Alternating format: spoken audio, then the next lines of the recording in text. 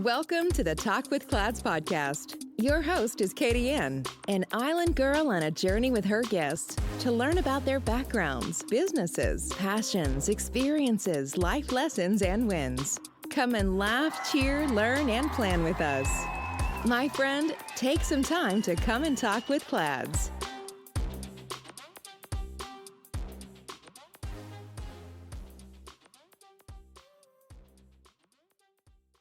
Hello, world. Welcome to Talk with Clads. My name is Katie Ann, and I will be your host for today. We have a special guest in the house. We have Miss Davina Patterson. Davina is the executive director of the organization, the Disability Resource Network. And I am so excited to talk about this organization because they are out there doing great and big things. So let me tell you a little bit about Davina. Davina joined Disability Resource Network in February 2020. She's a graduate of the University of Alabama at Birmingham with a Bachelor of Science degree in Health Administration and a minor in Community Health Education and African American Studies. She's originally from Eufaula, Alabama, and has been a resident of Madison, Alabama since 2012. Davina has been working in healthcare for over 15 years. Prior to her employment with Disability Resource Network, she served as a business manager for 4 years at a federally qualified health center, where she managed 3 sites in Northwest Alabama. She also worked at Blue Cross Blue Shield of Alabama, UAB Hospital, and the Birmingham VA Medical Center.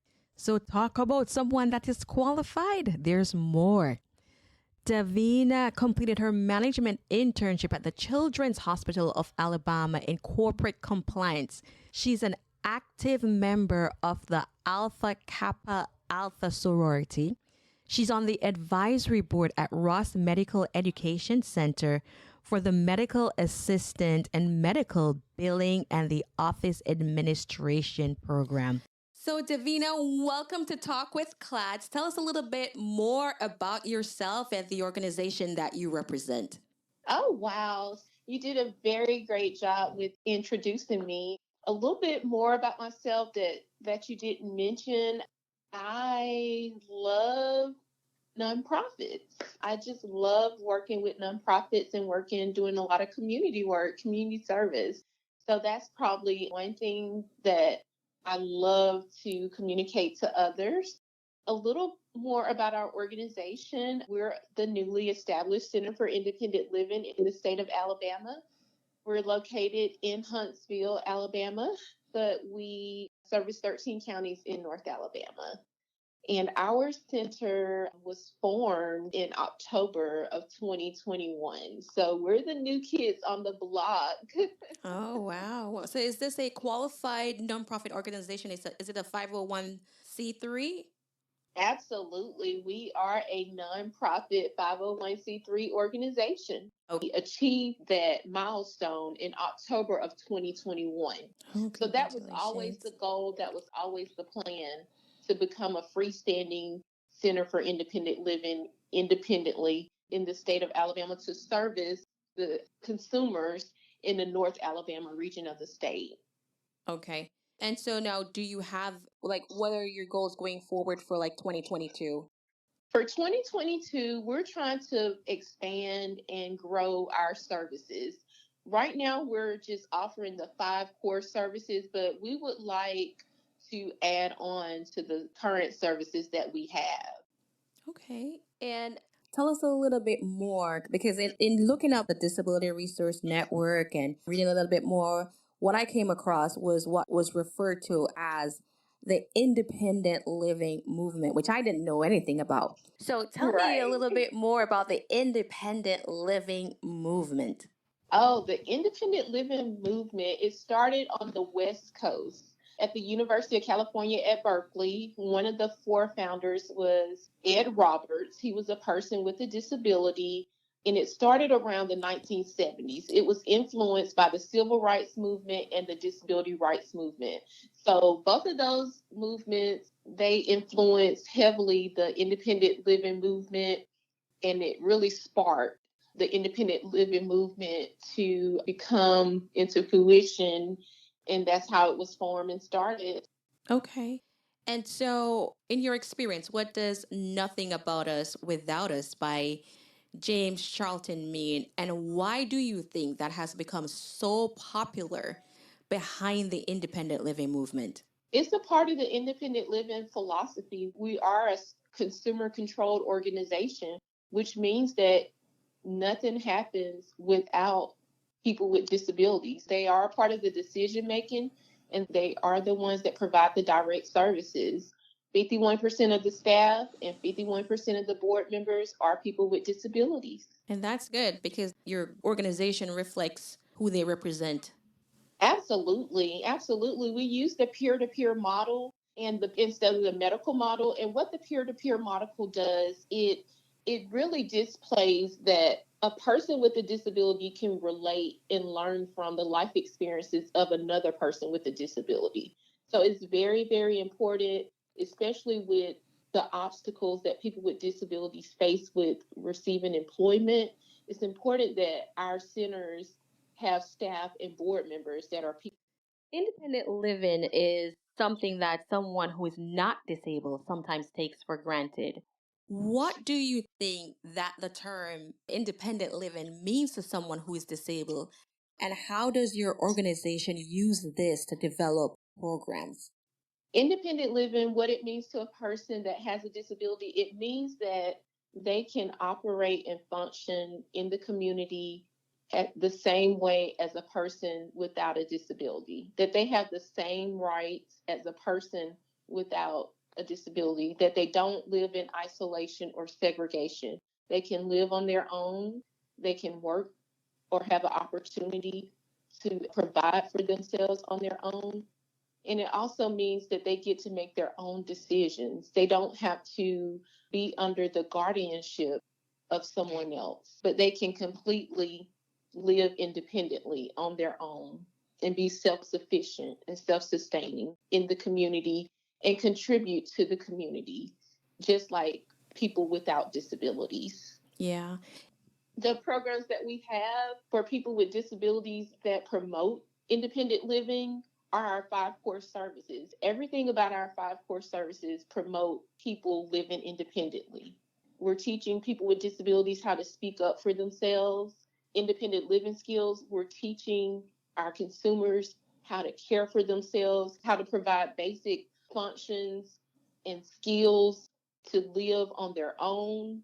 Peer support is like a support group where people with disabilities gather and we talk about different things in the community or just topics of interest. And not only is our peer support hour limited to people with disabilities, but we invite the community, we invite organizations, we invite agencies, allies, advocates, consumers to gather and discuss these things. Information and referrals. It's a point of service where we offer resources for people with disabilities that's trying to find housing, trying to find employment, trying to find transportation. So everything that we do, all of our programs, empower people with disabilities to live independently. Yeah. And I really like that you're empowering, individuals with disability. Like they're not just thrown aside, we care for you and we're going to advocate for you and we're going to advocate for your independence. And one of the things I heard you mention was that, you invite different organizations to come in and participate and learn more and be educated on the subject. So, how does your organization compare to other organizations working for the same cause? And do you partner with other organizations? Absolutely. We definitely do partner with other organizations. We were just a part of a Zoom call the other day where we met with the organization and we talked about how we can come together and provide services and be a care team. Sometimes we share consumers. We may get a referral from an organization. They're working with the consumer, but the consumer may need other services that we offer. So we work with other organizations to provide care to come together and discuss a plan of care for the consumer. We also work with other organizations because we do offer similar services. So how can we come together and provide a service and where the community can benefit? So we're open to collaborations and partnerships at any time. And the way that we differ from some of the other organizations that are very similar to ours, we are consumer controlled. 51% of our staff and 51% of our board members are people with disabilities. So we have that peer-to-peer model in Centers for Independent Living. A person with a disability can come to our facility or come to our office, and they are going to receive care, or they're going to have services being provided by one of their peers, someone that has a disability. So that's one of the differences. Another way that we differ from other organizations is that we're a cross-disability organization, which means that we service people with all disabilities. We don't just focus on one disability, but we service individuals with disabilities that have any disability. We also provide services for people that self-identifies as a person with a disability. So no documentation, medical records, office notes is needed for someone to receive services. It's offered and it's available for those that say that they have a disability. So we don't make them prove that they have a disability or provide any documentation. We take their word for it, and we take the consumer in. Oh, that's really good. So how does someone go apart? If I'm a consumer, of being a consumer, I should say, if I identify as someone that's disabled, or if I'm a caregiver of someone who is disabled and they want to transition into being more independent, how do I enroll in services? Well, you can start the process by contacting us. Our main number is 256-403-0033. When you call, you just need to let us know your intentions or your plan or what services you're looking for. We also have a service application on our website. Our website is www.grn256.org. So you can go ahead and fill out an application. That application is going to come to our system, and then it'll be assigned to one of our staff members so that they can follow up with you. So it's important that you fill out those required fields, the phone number and address, so that we can schedule some time to start an intake session. So that's how a person can begin services with us or initiate services with us. Okay. All right. Very good to know. So reach out to her on the website or call the main number if you are interested in service. It's a great organization.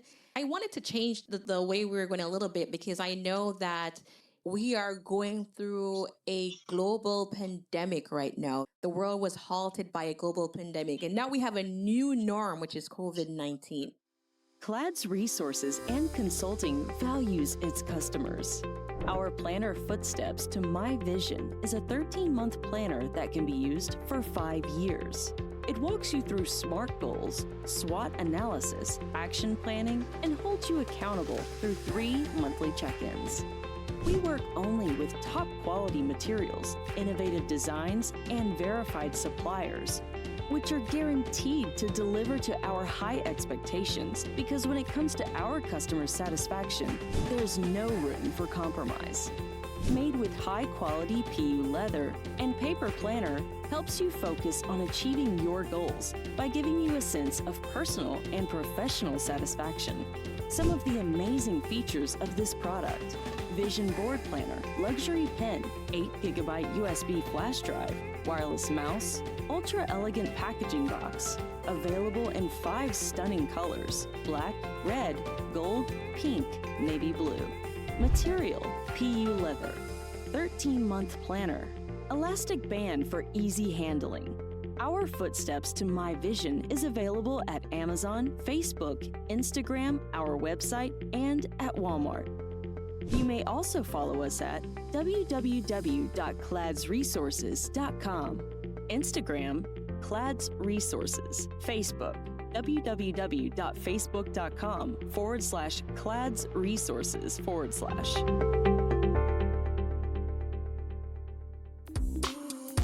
You're listening to Talk with Clads. Find more resources online at cladsresources.com. Now back to the show with your host, Katie Ann. So, how has the COVID-19 pandemic affected the Disability Resource Network? Well, our organization, we started right in the middle of the pandemic, right? February 2020 was when I was hired. The very next month, it was announced that we were on shutdown. So we started right in the middle of the pandemic. We've never worked or in our setting outside the pandemic. Some of the existing centers, they were already operating and they were already working, but we were established in the middle of the pandemic.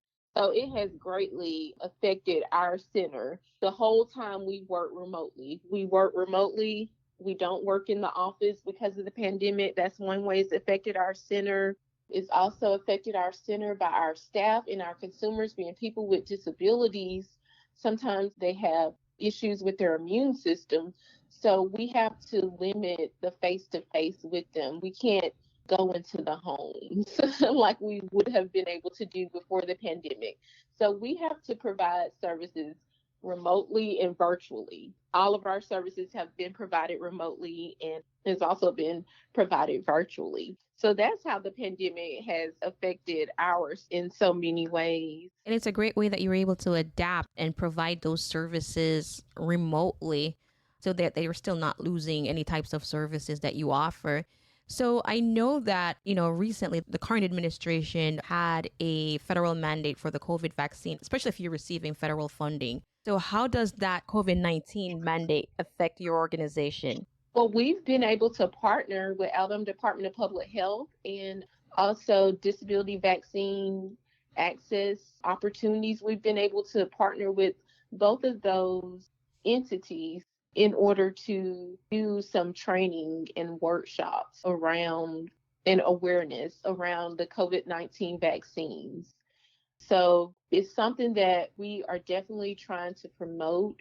We are definitely trying to get into our communities and do some training, bring some awareness, and also any platform that we're able to be on to speak out about COVID-19 vaccines and how it affects people with disabilities, how to also work with local health departments and other agencies to make vaccines accessible for people with disabilities. Some people with disabilities have transportation and mobility issues, so they may not be able to go to a vaccine appointment or may not be able to be in a setting where it's heavily populated. So we've been working with those organizations to try to find a solution or come up with a plan to assist people with disabilities to get access to vaccines.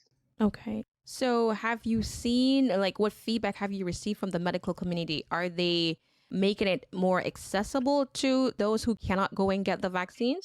Absolutely. Our local health department, they actually do send a nurse out to the home for people that have mobility, transportation issues, or if they voice or request someone to come into their home. The local health department is working with the consumers to make sure that they see their COVID vaccine and that it's in an accessible way, even if they have to come to their home. There also have been drive-through clinics where people can drive through and get vaccines as well.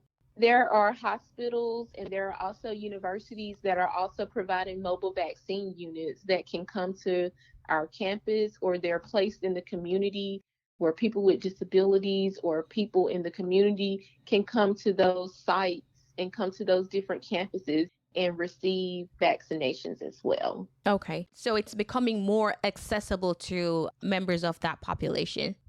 Yes, ma'am, it is. The goal is for everybody to be vaccinated. This pandemic has really, brought to everyone's awareness about, and the goal is for everybody to be vaccinated. So what they're trying to do is work with the community to make sure they're being vaccinated. If that means that they have to be planted in the communities to distribute the vaccine, whatever needs to happen, we're trying to get people vaccinated. It's for everyone to be vaccinated, and there are a lot of funds that are being distributed so that people can receive vaccinations. That's very, very wonderful.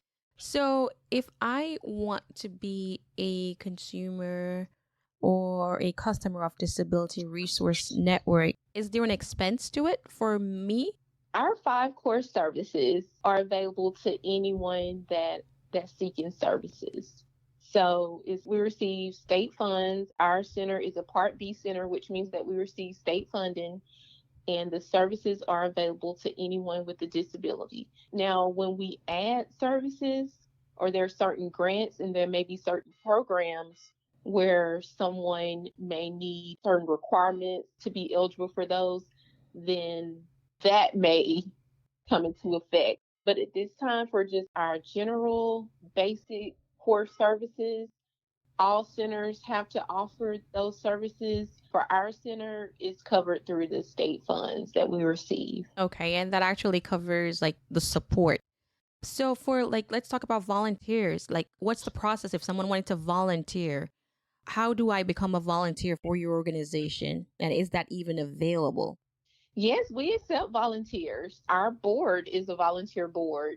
So we definitely accept volunteers. We're working with a lot of the universities here, the local universities. A part of our work with them is that we sponsor a student, that a student has to come in, and we're an externship site. So they are intern for our center. So that's a form of volunteering for Yeah. students. And we also accept just volunteers for the community. If you're interested in learning more or just joining in and helping out where you can, as far as our outreach, our programs, or things that we need in the office, we're definitely open to it. We invite you, and you're welcome to come and volunteer for our organization. Okay. That's really good to know that, you have students that are coming in and learning more about your organization and the nonprofit world. So, how can I, like, if I wanted to support your organization and I cannot volunteer, how can I support your organization? Well, we accept donations. We are a 501c3 organization. Our donations are tax exempt, so you can definitely donate. You can donate on our website, www.drn256.org, or you can contact myself as the executive director. My email address is dpatterson@drn256.org. Reach out to me and we can set up a time or make some arrangements to get everything processed so that you can send in a donation. Okay.